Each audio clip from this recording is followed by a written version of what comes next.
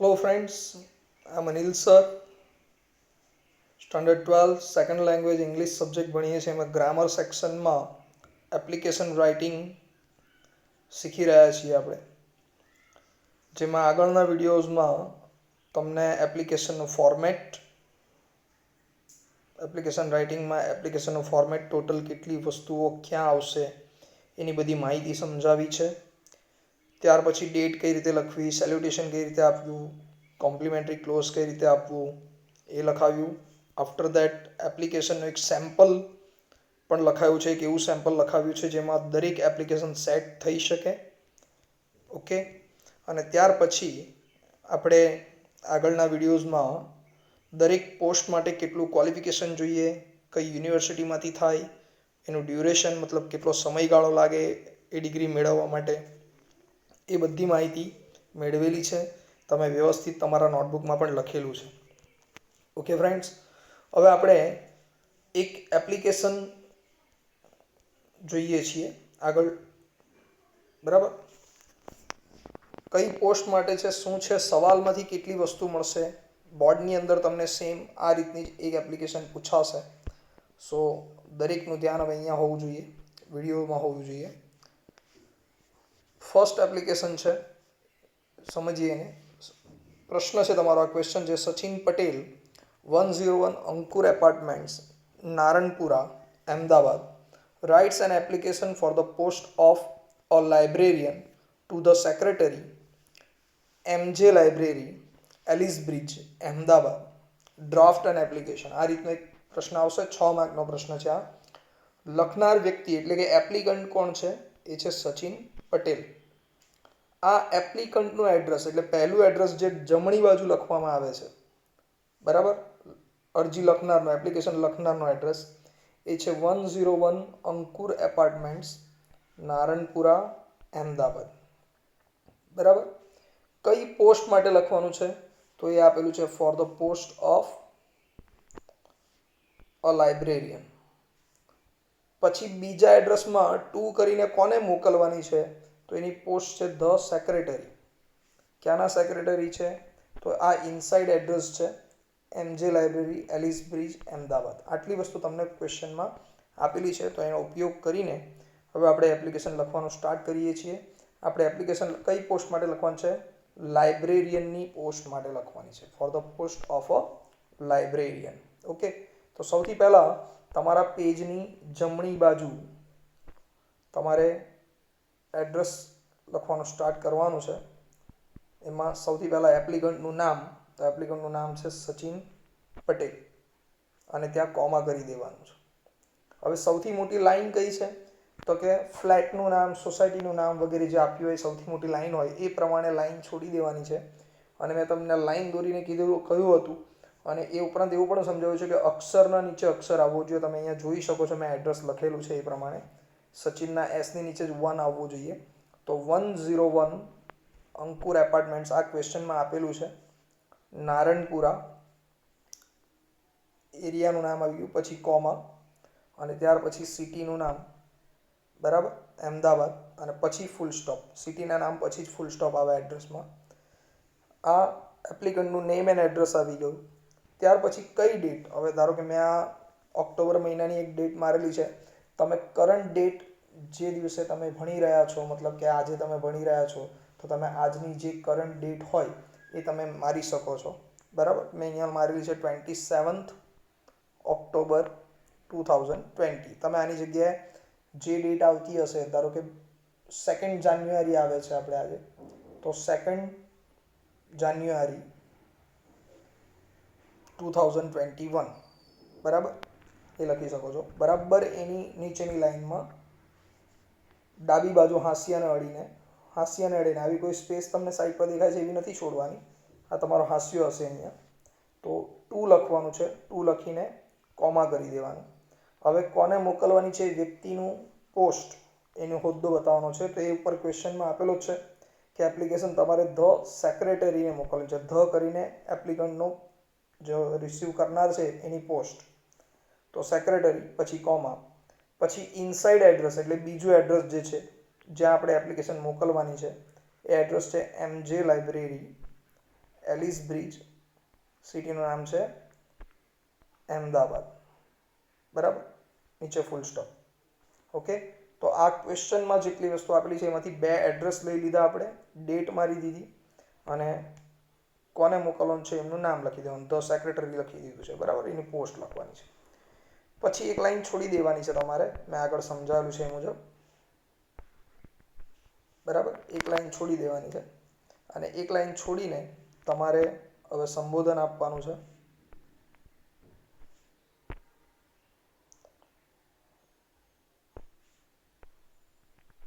સેલ્યુટેશન જેને કહેવાય છે. જસ્ટ અ સેકન્ડ, હું જરા સેટ કરી લઉં. ઓકે, સેલ્યુટેશન આપવાનું છે. સેલ્યુટેશનમાં લખવાનું છે રિસ્પેક્ટેડ સર અને ત્યાર પછી અલ્પવિરામ. પછી પેરેગ્રાફ પાડવાનો છે, તમે જોઈ શકો છો એ પ્રમાણે અહીંયા હાંસિયાને અડીને અહીંયા પેરેગ્રાફ પાડેલો છે. અને પછી સબ્જેક્ટ લખવાનો, સબ્જેક્ટમાં માત્ર SUB આટલું જ લખવાનું છે. અને સામે એક સેન્ટેન્સ લખી દેવાનું છે જે ફિક્સ વાક્ય તમને જે સેમ્પલમાં લખાયેલું છે, એપ્લિકેશનના સેમ્પલમાં, એમાં આ વાક્ય ફિક્સ લખાયેલું છે, an application for the post of, એ કે એન આર્ટિકલ મૂકો અને ત્યાર પછી પોસ્ટનું નામ. તો આપણે લાઇબ્રેરિયનની પોસ્ટ માટે લખીએ છીએ તો four the post of a librarian, આ સબ્જેક્ટ થઈ ગયો. N application for the post of a librarian. હવે તમારે ફરીથી એક લાઈન છોડી દેવાની છે. એક લાઈન છોડ્યા બાદ તમારે ઓપનિંગ પેરેગ્રાફ લખવાનું છે, ઇન્ટ્રોડક્શન લાઇન્સ કહેવાય જેને. તો એ મેં તમને ફિક્સ પેરેગ્રાફમાં લખાયું છે, 2 ખાલી જગ્યાઓ મુકાવી છે, ત્યાં શું લખવાનું એ સમજાવું છું. પેરેગ્રાફ પાડીને શરૂઆત કરવાની, ઉપર જેટલું માર્જિન છોડ્યું છે એટલું જ અહીંયા પણ પેરેગ્રાફ પાડવા માટે છોડવાનું માર્જિન. અને હવે ઓપનિંગ પેરેગ્રાફ, તો એનું પહેલું વાક્ય, with reference to read your advertisement for the post of a librarian in the Times of India, inverted comma ન્યૂઝપેપરનું નામ, બરાબર, in the Times of India, કઈ તારીખનું, તો ડેટેડ ઓન, પછી ખાલી જગ્યા કરાવેલી, તો એમાં ઉપરની જ તારીખ લખવાની છે. તમે જે ઉપર ડેટ મારી છે, ધારો કે મેં 27 મારી છે તો તમે બી 27 મારી છે. તમે જો 2 જાન્યુઆરી માર્યું હોય તો તમે 2 જાન્યુઆરી અહીંયા લખી શકો છો, અથવા એક દિવસ આગળની પણ લખી શકાય. અને અહીંયા ફૂલ સ્ટોપ. પહેલું વાક્ય છે, with reference to read your advertisement for the post of, પછી પોસ્ટનું નામ ખાલી જગ્યામાં, અ લાઇબ્રેરિયન, ખાલી જગ્યા દોરવાની નથી, ઉપર સેમ્પલમાં ખાલી જગ્યા કરાવી છે એ પ્રમાણે સમજાવું છું. In the Times of India, dated on, પછી તારીખ લખી દેવાની છે, ઉપરની જ તારીખ, બરાબર, પછી ફૂલ સ્ટોપ. પછી બીજું વાક્ય છે, I wish to apply for the said post, હું ઉપરની પોસ્ટ માટે મારી ઉમેદવારી નોંધાવું છું.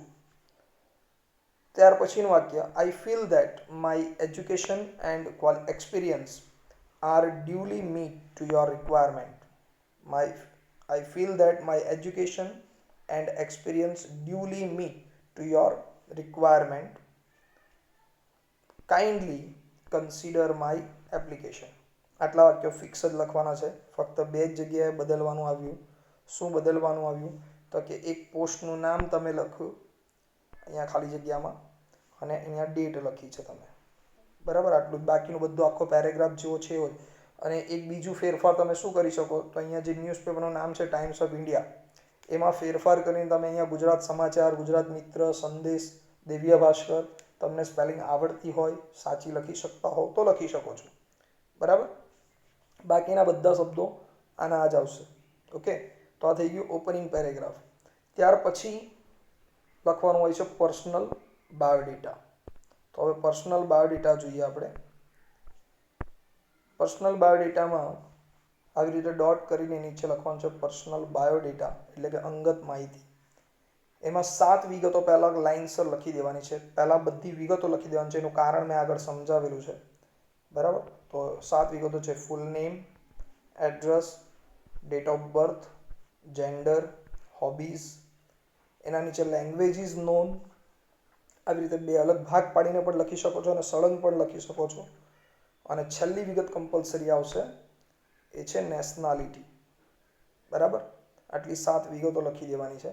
એક સાથે પહેલાં બધી વિગતો લખવાની, પછી આ પ્રમાણે એક લાઇનમાં ટપકા આવવા જોઈએ. જો તમે જોઈ શકો છો અહીંયા બધા ટપકા એક લાઇનમાં છે, થોડું વ્યવસ્થિત દેખાય એટલા માટે. આગળ પાછળ નહીં કરવાના, જેટલું આગળ પાછળ હશે ને એટલું બાયોડેટા જે છે તમારો એ અસ્તવ્યસ્ત દેખાશે. બરાબર. ચેક કરનારને પસંદ નહીં પડે ઇન ધ સેન્સ એ આને યોગ્ય રીતે માર્કિંગ નહીં કરશે. બરાબર. તો સૌથી પહેલાં ફૂલ નેમ, પહેલી વિગત છે ફૂલ નેમ. ફૂલ નેમમાં શું લખવાનું છે? તો એપ્લિકન્ટનું નામ. તો આપણો એપ્લિકન્ટ છે સચિન પટેલ, તો એનું નામ લખી દીધું છે આપણે સચિન પટેલ. પછી એડ્રેસમાં એક ફિક્સ વાક્ય છે એઝ અબો. પછી ડેટ ઓફ બર્થ. તો ડેટ ઓફ બર્થમાં મેં તમને સમજાવ્યું છે કે મહિનો અને તારીખ તમે કોઈ પણ લખી શકો છો. વર્ષ ફિક્સ રહેશે દરેક એપ્લિકેશનમાં. મહિનો અને તારીખ લખવાની છે. ડેટ ઓફ બર્થમાં તમને સમજાવ્યું છે એ પ્રમાણે તમે તારીખ અને મહિનો કોઈ પણ લખી શકો છો. વર્ષ ફિક્સ રહેશે 1990. તો મેં અહીંયા તારીખ લખેલી છે 11th જાન્યુઆરી 1990. બરાબર. ત્યાર પછી જેન્ડર લખવાનું છે. જેન્ડરમાં સચિન પટેલ પુરુષ છે માટે આપણે લખીશું મેલ. બરાબર. મેલ અને ફિમેલ જે લખાવેલું હતું એમાંથી મેલ લેવાનું છે. હોબીઝ ફિક્સ રહેશે. Reading, music and travelling. દરેકમાં જ આવશે reading, music and travelling. Languages નોનમાં આ રીતે મેં બે ભાગ પાડેલા છે. પહેલાં બરાબર ધ્યાનથી સમજી લો. બે ભાગ પાડેલા છે. એક ભાગ પાડ્યો છે મધર ટંગ, જેમાં લખ્યું છે ગુજરાતી ડેશ કરીને. બીજો ભાગ છે અધર લેંગ્વેજીસ, એ છે હિન્દી અને ઇંગ્લિશ. બરાબર. જો આ રીતે બે ભાગ ન પાડવા હોય, એટલે કે એક્સ્ટ્રા આ બે સ્પેલિંગ મોડે ન કરવી હોય મધર ટંગ અને અધર લેંગ્વેજીસની, તો શું કરવાનું છે મિત્રો? લેંગ્વેજીસ નોન લખીને સામે 3 લેંગ્વેજના નામ એક સાથે લખી દેવાના. ગુજરાતી, હિન્દી, ઇંગ્લિશ, તો પણ ચાલશે. 3 એક જ લાઇનમાં લખી દેવાના. બરાબર. જેથી કરીને આ તમારે મધર ટંગ અને અધર લેંગ્વેજની સ્પેલિંગ મોડે કરવી ન પડે. મેં એટલા માટે લખાવ્યું છે કે ચેક કરનારને આપણી ઇમ્પ્રેશન પડે કે આને ઇંગ્લિશ સારું આવડે છે, એટલા માટે. ઓકે. દેન નેશનાલિટી લખવાની છે. નેશનાલિટીમાં ઇન્ડિયન લખી દેવાનું છે. બરાબર. તો આ થઈ ગઈ તમારી પર્સનલ બાયોડેટા. એક્સ્ટ્રા વિગતો આમાં ઉમેરી શકાય છે. Height, weight, marital status, email ID, contact number. બરાબર. આ બધી એક્સ્ટ્રા વિગતો અંદર. રિલિજિયન ઉમેરી શકાય, એટલે કે ધર્મ કયો, કાસ્ટ ઉમેરી શકાય. આ બધું એક્સ્ટ્રા એડ કરી શકાય છે બાયોડેટામાં. પણ એના કોઈ એક્સ્ટ્રા માર્ક હોતા નથી. નહીં લખો તો પણ એના કોઈ માર્ક કપાતા નથી. આ મુખ્ય જરૂરિયાત આ 7 વસ્તુની છે એ આવી ગઈ. પર્સનલ બાયોડેટા પૂરું થાય એટલે બરાબર એના નીચે જ કોઈ લાઈન છોડવાની નથી. બરાબર. અહીંયા મારું પેજ પૂરું થઈ જાય છે માટે મેં નથી લખ્યું, જગ્યા ઓછી પડે એટલા માટે. તમારે બરાબર નેશનાલિટી પૂરી થાય ને એના નીચે જ લખી દેવાનું છે ક્વોલિફિકેશન. બરાબર નીચે જ લખવાનું છે. ડોટ લખીને ક્વોલિફિકેશન લખવાનું છે. અને આપણે આ રીતે જે બોક્સ બનાવીએ છીએ એવું બોક્સ બનાવવાનું છે. બરાબર. નંબર, એક્ઝામ પાસ્ડ, બોર્ડ ઓર યુનિવર્સિટી, માર્ક્સ ઓર ગ્રેડ, આમાંથી કોઈ પણ એક જ લખવાનું. ગ્રેડ લખી દો તો ચાલે. અને ત્યાર પછી યર. બરાબર. હવે લાઇબ્રેરિયનની પોસ્ટ માટે તમને ઉપર ક્વોલિફિકેશન, લાસ્ટ વિડીયોમાં ક્વોલિફિકેશન સમજાવેલી છે, તો એ તમને મોડે હોવી જોઈએ. દરેક પોસ્ટ માટે કેટલું એજ્યુકેશન જોઈએ તે. તો લાઇબ્રેરિયન માટે કુલ ડિગ્રીઓ કેટલી જોઈએ? તો 3 એક્ઝામ પાસ કરેલી હોવી જોઈએ. એક HSC પાસ કરેલો હોવું જોઈએ, પછી BA કે BCom પાસ કરેલું હોવું જોઈએ, અને ત્યાર પછી ડિપ્લોમા ઇન લાઇબ્રેરી સાયન્સ અથવા BLib. આ 3માંથી કોઈ એક ડિગ્રી જોઈએ. 3 ડિગ્રીઓ જોઈએ છે આપણને. તો સૌથી પહેલાં આપણે નંબર 1 એમાં લખી દીધું છે HSC. આ દરેકમાં ફિક્સ આવશે એક્ઝામ પાસમાં. ક્યાંથી પાસ થશે? તો Gujarat higher secondary education board, Gandhinagar, આવું લખવાનું છે. બરાબર. આખું જ લખવાનું. GHSCE બોર્ડ, ગાંધીનગર લખવું જરૂરી છે. બરાબર. ગ્રેડ. હવે લાઇબ્રેરિયન બનવા માટે બહુ ઊંચા ગમે તેવા પર્સન્ટેજ લખવાની જરૂર નથી. થોડું એવરેજ બતાવો. 55 બતાવશો તો પણ ચાલશે. પણ મેં એક એવરેજ ગ્રેડ મૂકેલા છે 65. પછી તમે 95 સ્ટુડન્ટ 95% બતાવો કે ના હું તો બહુ ઊંચા ટકા બતાવું, તો 95% વાળો લાઇબ્રેરિયન નહીં બને. આટલી કોમન સેન્સ તમને પણ હોવી જોઈએ. બરાબર. અને પેપર ચેકરને તો હોય જ છે, એને ખબર જ છે કે આટલા ઊંચા ટકાવાળો વિદ્યાર્થી લાઇબ્રેરિયન નહીં બને. સો થોડા પોસ્ટ પ્રમાણે થોડીક ટકાવારી ઘટશે. 55% બતાવી શકો તમે. બરાબર. અને હવે વર્ષ ગણવાનું છે. તો વર્ષ કઈ રીતે ગણશો? તો મેં તમને સમજાવ્યું છે દીકરાઓ કે HSC ક્યારે પાસ થવાનું છે? તો SSC +2 હવે એસએસસી પાસ કરતાં તમારા જન્મના વર્ષથી 15 વર્ષે તમે એસએસસી થાઓ અને ત્યાર પછી 10+2 એટલે કે એસએસસી પ્લસ 2 વર્ષ એટલે તમે 12મું પાસ થાઓ તો 15 ને 2 17 થઈ ગયા. તો તમારું જન્મનું વર્ષ જે છે એમાં 17 વર્ષ એડ કરો. આપણે એપ્લિકેશનમાં જન્મનું વર્ષ બતાવ્યું છે 1990. એની અંદર 17 વર્ષ એડ કરો તો એ થઈ જશે 2007. બરાબર, આ એડ કરવાનું છે, યાદ રાખજો. એચએસસી 17 વર્ષે પાસ થશો તમે એટલે એનું વર્ષ જો 1990 જન્મનું વર્ષ ફિક્સ રાખશો તો આ મોડે નહીં કરવું પડે, આ ચોક્કસ ખબર જ હશે 2007 જ આવશે એમ. ત્યાર પછી બીએ કે બીકોમ લખવાની છે બીજી ડિગ્રી. સેકન્ડ નંબર બીએ અથવા બીકોમ. તો એ બતાવવાનું છે આપણો અમદાવાદ જે એપ્લિકન્ટ છે અમદાવાદનો છે તો અહીંયા તમે એમએસ યુનિવર્સિટી અથવા ગુજરાત યુનિવર્સિટી લખી શકો છો. તો મેં અહીંયા લખેલું છે ગુજરાત યુનિવર્સિટી. બરાબર, એના પર્સન્ટેજ બીએના બતાવેલા છે 68%, એવરેજ જ બતાવેલા છે. ઉપરના જે ટકા બતાવે એની આગળ પાછળ થોડાક બતાવી દેવાના. બરાબર, હવે બેચલર ડિગ્રી કહેવાય, સ્નાતક કહેવાય ગુજરાતીમાં. તો બેચલર ડિગ્રી બીએ બીકોમ કે બીએસસી ત્રણમાંથી કોઈ પણ ડિગ્રી હોય બેચલર, એને લેતા 3 વર્ષ લાગે એ ડિગ્રી મેળવતા. તો 2007માં +3 કરો તો એ વર્ષ આવી જશે 2010. બરાબર, ત્યાર પછી ડિપ્લોમા ઇન લાઇબ્રેરી સાયન્સ અથવા બેચલર ઓફ લાઇબ્રેરિયન એટલે બી લીબ લખી શકો આની જગ્યાએ. સેમ યુનિવર્સિટીમાંથી જ ઉપર જે લખી છે એ જ યુનિવર્સિટીનું નામ ગુજરાત યુનિવર્સિટી. છેલ્લી ડિગ્રીમાં છે ને થોડા પર્સન્ટેજ ઊંચા બતાવવાના જેથી જોબ મળવામાં સરળતા રહે. તો એ બતાવ્યા છે મેં 75%. ડિપ્લોમા કોર્સ કરતાં 1 વર્ષ, ડિપ્લોમા ઇન લાઇબ્રેરી સાયન્સનો કોર્સ કરતાં 1 વર્ષનો સમય લાગે તો 2010 + 1 એટલે 2011 આવી ગયું. આ થઈ ગયું ક્વોલિફિકેશનનું આખું કોષ્ટક. તમને વર્ષ કઈ રીતે, પોસ્ટ કઈ એક્ઝામ જોઈએ છે એ પેલા કોષ્ટકમાં આગળના વિડીયોમાં સમજાવેલા છે. બરાબર, કઈ યુનિવર્સિટી લેવાની એ સમજાવ્યું, ગ્રેડ કઈ રીતે લેવાના છે એ સમજાવ્યું અને વર્ષ સમજાવી દીધા છે. બરાબર, તો આ તમારું એજ્યુકેશન પૂરું થઈ ગયું. એજ્યુકેશન કમ્પ્લીટ થાય એટલે તરત નીચે એક્સપિરિયન્સ બતાવવાનો હોય છે. તો અહીંયા બરાબર નીચે એક્સપિરિયન્સ બતાવેલો છે, એમાં ફિક્સ વાક્યો લખવાના છે. એક્સપિરિયન્સમાં I have been serving as, આટલું ફિક્સ વાક્ય છે, I have been serving as. પછી ખાલી જગ્યા કરાવી છે તો એ ખાલી જગ્યામાં લખવાનું છે અ લાઇબ્રેરિયન, પોસ્ટનું નામ. બરાબર, પછી પાછું એટ લખાવ્યું છે અને ત્યાર પછી એક એડ્રેસ લખવાનું છે હાલની, એમાં ખાલી જગ્યા કરાવેલી છે ઉપરના સેમ્પલમાં. તમને લાસ્ટ વિડીયોમાં જે એપ્લિકેશનનું સેમ્પલ સમજાવેલું છે એમાં ખાલી જગ્યા કરાવેલી હતી એટ પછી.